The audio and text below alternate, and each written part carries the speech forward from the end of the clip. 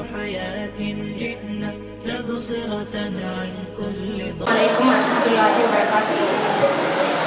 அல்லாஹ் குர்ஆன்ல சூரா தாரிக்ங்கிற அத்தியாயத்துல 5, 6, 7 வசனத்துல சொல்றான், மனிதன் தன் எதனால படைக்கப்பட்டிருக்காங்கிறத சிந்தித்து பார்க்க சொல்றான்.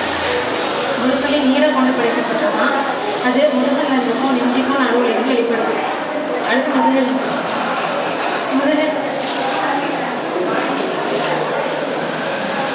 நம்மளுடைய தலையை நினைச்சவன திருப்புறதுக்கு வசதியாக இந்த முதுகெலும்பை படைச்சிருக்கான். இந்த முதுகெலும்பு மொத்தம் 33 எலும்பு இருக்குது. இது 5 பகுதியாக பிரிக்கப்படுது. ஃபஸ்ட்டு செர்விக்கல், இது கழுத்துக்கு பின்னாடி உள்ள முதுகெலும்பு. அடுத்தது தொராசிக், இது நெஞ்சுக்கு பின்னாடி உள்ள முதுகெலும்பு. லும்பார், இது இடுப்பில் உள்ள முதுகெலும்பு. L3, L4ங்கிற எலும்புக்கு நடுவில் தான் இடுப்புக்கு கீழே உள்ள சர்ஜரிக்கான மரப்பு ஊசி கொடுக்கப்படுது. அடுத்தடுத்து சாக்ரல், கடைசியாக காக்சிக். இதை பற்றி நபி ஸல்லல்லாஹு அலைஹி வஸல்லம் சொல்லியிருக்காங்க, மண்ணில் மக்கி போகாத எலும்பு இது. இதை கொண்டு தான் மறுமை நாளில் நம்ம உயிர்ப்பிக்கப்படுறோம். அஸ்ஸலாமு அலைக்கும் வரஹ்மத்துல்லாஹி வபரகாத்துஹு. நம்ம முதுகெலும்பு தான் நம்ம உடலுக்கு ஒரு சப்போர்ட்டாக, உடல் வளைவதற்கு, குனிந்து நிமிருவதற்கு உதவுது.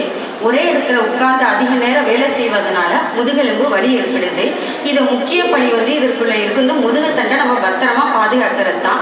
இந்த ஸ்பைனல் கார்டு என்கிற தண்டுவடம் ஆண்களுக்கு 45 சென்டிமீட்டர் இருக்கு, பெண்களுக்கு 43 சென்டிமீட்டர் இருக்கு, 2 சென்டிமீட்டர் அகலத்திலேயே இருக்கு. இந்த ஸ்பைனல் கார்டு நரம்புகளால் செய்யப்பட்ட மிருதுவான பகுதி. இது 3 அடுக்காக பாதுகாக்க உள்ளது. மூளையின் தகவல்களை உறுப்புகளுக்கு அனுப்புவதற்கும், உறுப்புகளிலிருந்து தகவலை மூளைக்கு உள்ள அனுப்புவதற்கும் உள்ள பாதை தான் இந்த பாதை. அஸ்ஸலாமு அலைக்கும் வரஹ்மத்துல்லாஹி வபரகாத்துஹு.